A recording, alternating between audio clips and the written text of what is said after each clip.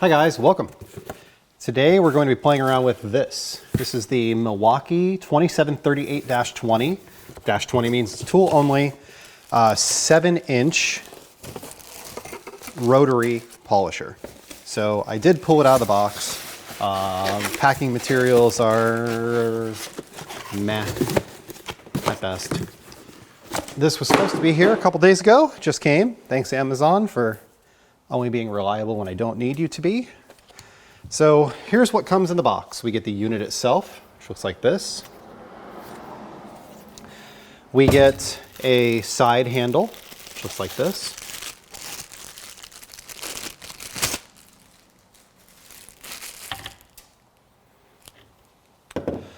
We get a top handle, which looks like this. Handle's actually pretty nice. There is a grill in the middle of the unit here that's like a vent, so there's a spare one of those. And then this is like a spindle cover for shipping and a 7-inch backing plate. Now, I know lots of people use big rotaries. I'm new to rotary, and I'm not very comfortable with a 7-inch backing plate. So I ordered a 5-inch backing plate. This is from Amazon. It's a MacShine. So most rotaries have a standard thread. It's like 5/8 dash something something.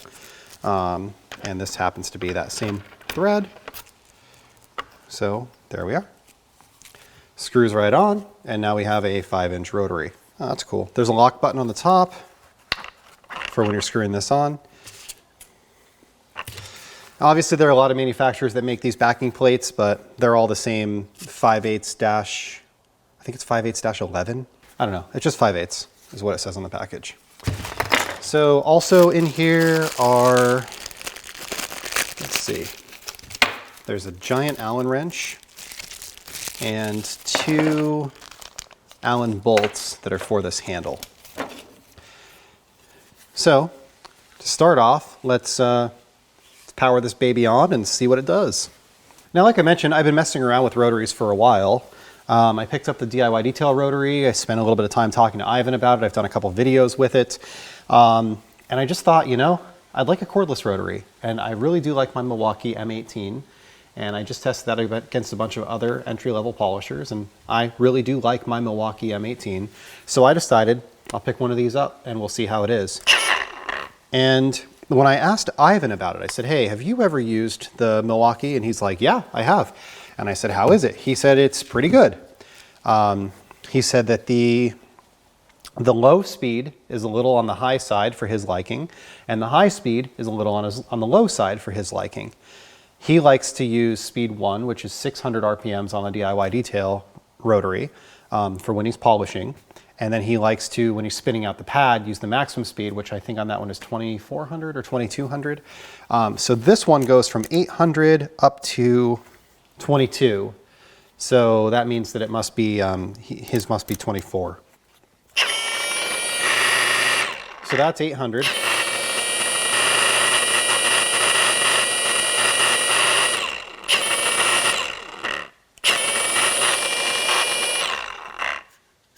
With any Milwaukee polisher, I think the best battery is this CP3.0. I realize that different people have different opinions about this. I'm going to tell you why I feel that's the best, but you know, truthfully, you should play with a couple different ones and find the one that's right for you. So in a kit form, this ships with a 5 amp hour battery. So Milwaukee makes a lot of different batteries. They have a 2, they have a 3, they have a 5, they have a 6, they have a 9, they have a 12. And then they have their Forge batteries, and their Forge batteries are pouch cell. So these have a round battery. They look kind of like a C battery, but they're a little bit taller, and they're a cylindrical shell. The pouch batteries, which are what they call Forge, have a higher output and a little bit better use of space, because when you've got something that's made up of a bunch of round circles, you end up with those little gaps in between them, right? The forged batteries are definitely going to be the best performance of any batteries that Milwaukee has on their products. But not all products could utilize the additional output that the batteries have. And if you really want to deep dive into this, Torque Test channel on YouTube is actually awesome, and they do tests and videos and all this different stuff about all these batteries and tools and how they react and everything else. But the Milwaukee polisher can take use of the HO batteries and actually have increased output with HO batteries. So the high output batteries would be this CP3, the XC6, the ones that say high output in gray on the side of them. So what that means is, if we look at the 5 amp hour, which is the standard one that comes with this polisher, and we look at the CP3, the XC5 is actually a little bit larger in size and it weighs a little bit more, but this one actually has a higher output. So really with the batteries, we care about two things. One, the amount of output that it can have, so the amount of power that you can draw from it instantaneously, and then also the amount of runtime that it has. So 3.0, 5.0, 6.0, 9.0, that's measuring runtime. This is a 9 amp hour battery. This is a 3 amp hour battery. So a 5.0 is actually going to outlast a 3.0 by about 1.5 times, a little bit more than 1.5 times. But this one is going to put out a little bit more power and allow the device to have a little bit more torque. What I really like about it is the low profile. It's small and it's light, and it's long instead of tall, so it kind of sits back at your wrist instead of sitting down like a foot on the unit. That makes it actually get closer to the paint. So in my opinion, the CP3.0 High Output battery is the best one for the DA, and that's what I'll be using to test this rotary. All right, so we're gonna use this on camera. So I've got a red DIY detail, just as a waffle pad. I'm gonna do a single spray of gold standard. And I'm recoating this Mercedes-Benz. So it has CSL and EXO. It's been on here for, I wanna say, just under 2 years, 1.5 years, something like that. And I'm ready to do something different. The coating's still working well. So I'm just trying to agitate or abrade the coating a little bit to make it accept the new coating. So what I've been doing is running this on the lowest speed.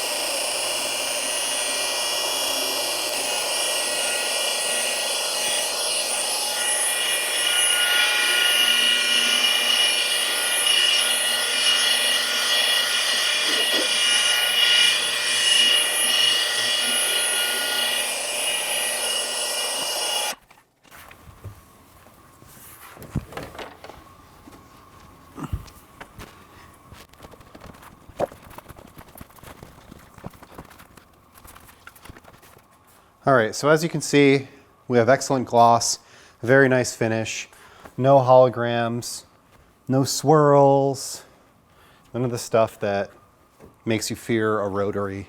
It was very easy to get a good finish. So I used kind of, I don't know, I'll call it the Ivan method, but Ivan LaCroix DIY Detail, previous to that, Ivan LaCroix, teaches using a rotary on low speed with a waffle pad, and using that to do like a jeweling finish. And generally, I found that it actually works really well and it's very easy to do. So when you're holding the rotary, you're kind of trying to keep it flat and level and not really moving it around with your hand per se, left, right, forward, back. You're instead tilting the machine very slightly to the right or to the left or forward or backwards, and all of those will make the pad walk the machine left, right, up, down, and make your movements, right? As far as this particular machine is concerned, I think it's going to end up being the one that I keep, but I think that the DIY Detail is actually a little bit better. So let me dig into that, what I mean by that. What I found works really well, and kind of the way that I was taught, was that you start with a wet pad, you spin out your pad in the pad washer, and then you polish on low speed. And this has a speed range from 800 RPM up to 2200 RPM. So, and it's a variable speed trigger, so actually you could just pull it a little bit and it spins a lot slower, but that's 800 on the lowest speed, 800, and then this is 2200 on the highest speed, okay? So the 2200 is a little light for spinning out the pad in the pad washer. You still end up with a little bit more wetness than I normally like. And that leads you to a higher probability of having a little bit of sling or a little bit of polish that ends up coming off of the pad, or water that comes off of the pad, and a little bit of like overspray on adjacent panels. Now I've gotten used to it. I did this entire car with this. This is the last panel. I'm recording this for the video. I wanted to actually spend some time with it before I did the video. And I've gotten used to it. You dot it out over a larger area, maybe put a little bit less polish on it, and you're perfectly fine. The lowest speed is 800 RPMs, and 800 RPMs is a little bit on the higher side in that it also has a higher likelihood of spraying stuff on the adjacent panels. Again, like I said, I've kind of gotten used to that. On the DIY detail rotary, they start at 600 RPMs and they go all the way to 2500 RPMs. So you end up with a drier pad after spinning it out, and you're running at a lower speed when you're on the panel. So you end up with like a better range of usability. Now for me, the convenience of a cordless tool, especially a Milwaukee cordless tool, is going to outweigh the slight better variation in speed that the DIY detail rotary has. So for me, I think this is an excellent choice. It's the one that I'm going to keep. It's going to stay on my wall. I'm not going to get rid of this. Maybe Milwaukee will come out with another version in the future, and that one will have more range. My favorite battery for these, like I've said before, is the High Output CP3.0, because these fuel tools can utilize the extra output that these batteries can do, but they are still thin and light enough that they're not a pain to hold the tool, and you can charge them faster than you can run them dead. So realistically, I don't see the reason to have a bigger battery.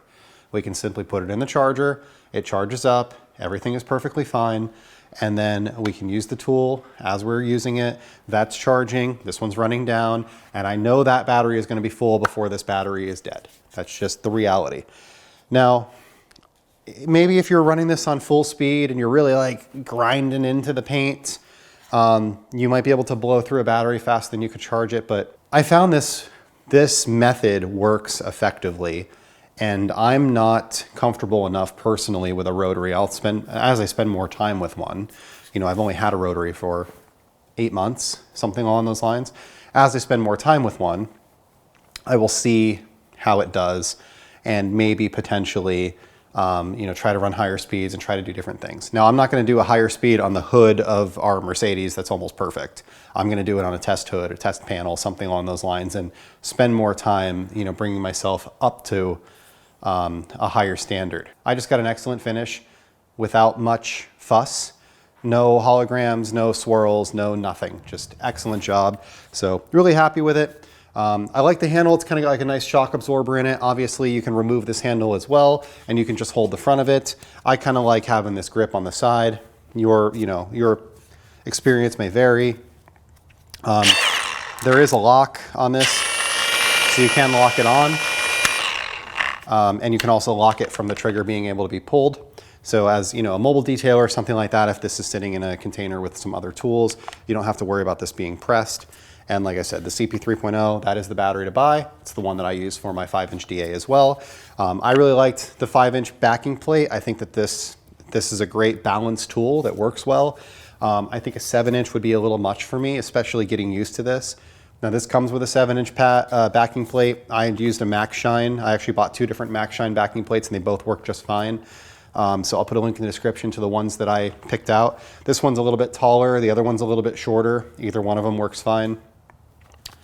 Other backing plates would fit this as well. It uses a standard 5/8 thread, so you can buy a backing plate from DIY Detail or Rupes or whoever you want to, Flex, and put it on here, and you know, use their backing plate. The one thing, I might look for one that's red or something like that, because the white is kind of a little weird, but the Milwaukee logo is white, so maybe that works. Anyway, I think it's a really nice tool, especially if you're already in the Milwaukee ecosystem. You know, this is 250 bucks. They're like 300 regularly, but you can get them for like 250 anytime you look. So at 250 bucks, I think it's a good value, especially if you already have the batteries. A corded rotary like the DIY detail is going to be about $300.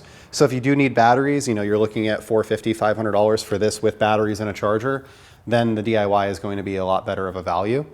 I'm interested when Ivan comes out with his cordless. I did use his cordless at SEMA, so I'm familiar with it. I'm interested when they come out with their cordless, their final copy of it. I am going to get it and see how it works and see what the balance is like with the battery in the middle versus on the end. I did, like I said, like it at SEMA. That one uses a Makita battery, but you can get an adapter to use a Milwaukee battery on it too.